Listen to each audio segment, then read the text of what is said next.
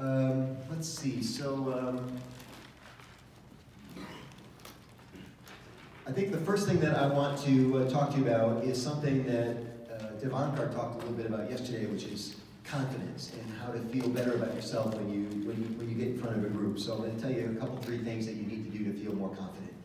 The first one is, if you believe in yourself, if you believe that you've got something to share, you just stand up straighter and you just come out and you say it, right? So you have to believe in yourself. I'm the right person to give this presentation. And there are lots of ways to get this. You can have somebody tell you you're the right person, right? You can have your best friend say you're really good at this, or you really know your stuff. Or you can give the talk to yourself. You can motivate yourself and just say, I'm the perfect person for this job. Second thing is, it helps to know your content. You have to practice your stuff in order to feel like you really know it. What a lot of people do when it's time to give a presentation is they stand up at the front of the room, sometimes behind a podium, and they read their presentation. Now listen to how it sounds if I read this. Listen to exactly what I say. I am very passionate about this topic. Do you hear how that's wrong? If I was passionate, I wouldn't have to read it, would I? I could just say, I'm very passionate about this topic. But if I read it to you, it sounds stiff, and you'll never believe it. So this is the trick to being believable on stage. You must be natural. And if you're natural, that means you're authentic. And if you're authentic, you are believable. But here's the catch. 95% of us are not natural on stage with a microphone. For one reason, it starts with an N. What is it? You're nervous. That's exactly right. And so if you got to get past the nerves thing, because if you're nervous, you won't seem authentic. If you're not authentic, you won't be believable. If you're not believable, the presentation's not going to fly. So this is the thing. And so that's where it comes back to confidence again. If you're confident, it trumps being nervous, right? Confidence will overplay the nervousness, but you have to figure it out. Now, one of the things that will help you be less nervous is repetition. So Dale Carnegie, the author of How to Win Friends and Influence People, said if you're nervous about anything, just do it more often.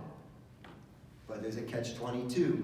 Catch-22 means there's an irony to this. You won't do it more often because you're nervous. Why would you ever do something more often if you don't like it? And so you have to trick yourself into practicing. And that's been a great opportunity for you this weekend. Over and over and over again, we ask for volunteers. Over and over again, I say, who wants to come up to the front of the room? And some of you have come up to the front of the room every time I've asked. And I appreciate that. And most of you have said, no, thank you. I'm good right where I'm at.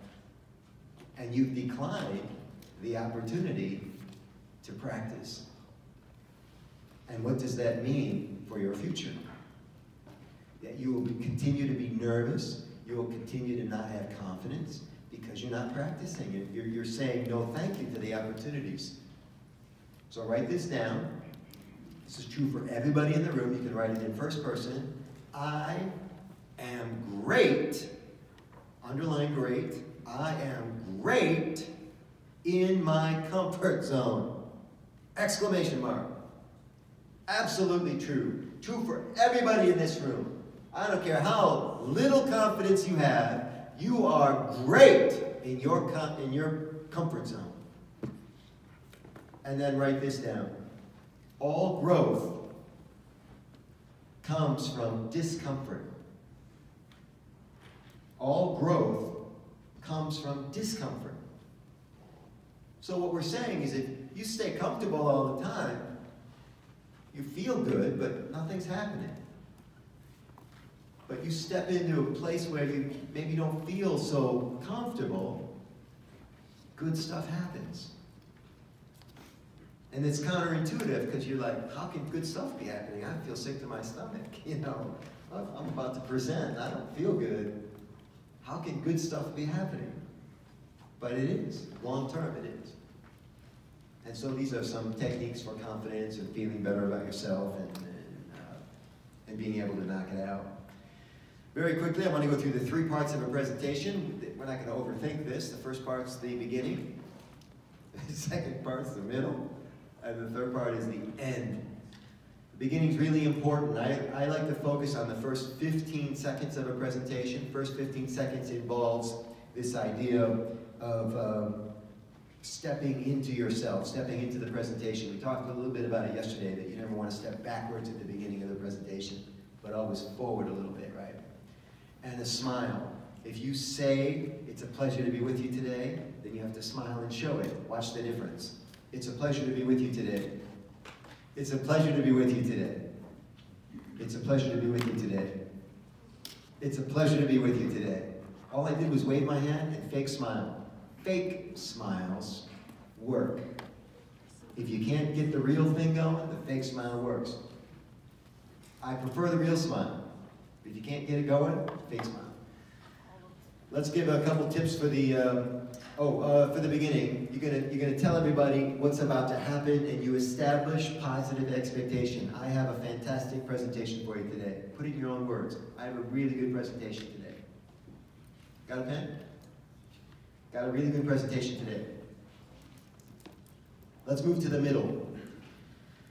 One of the problems in the middle of the presentation is people will drop off. So I want you to keep it brief in the middle. Don't say, I have 10 things I want to teach you. I have 15 things I want to teach you. I hate it when somebody sends me 10 jokes in an email.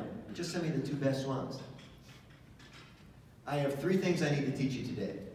Or there are only 3 things I want to tell you about such and such. 3 is a magic number. 3 is in everything. 3 is in art. 3 is in music. If you look at art, look at the screen. How many photos on the screen? 3.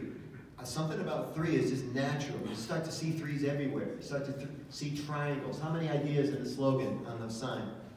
3. If you look at artwork, you see triangles all the time where you didn't see them before, if you think about 3s. When we tell a joke, these 3 Eskimos walk into a 7-Eleven. It's never 5 Eskimos. It's never 10 Eskimos. 3, man. Right?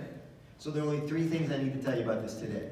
And now it seems like you're in control. Everybody can get their head around the number 3. They hear 3 in the audience and go, oh, this is going to be a good presentation. This guy knows what he's talking about.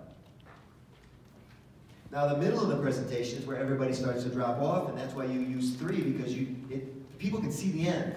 Even if it's 3 really long things, they think it's only 3 things. It's a little sleight of hand, right? Verbal sleight of hand. Every presentation contains a Q&A segment. You've got to give people a chance to ask questions. When you say, are there any questions, it makes you sound like you're 10 years older.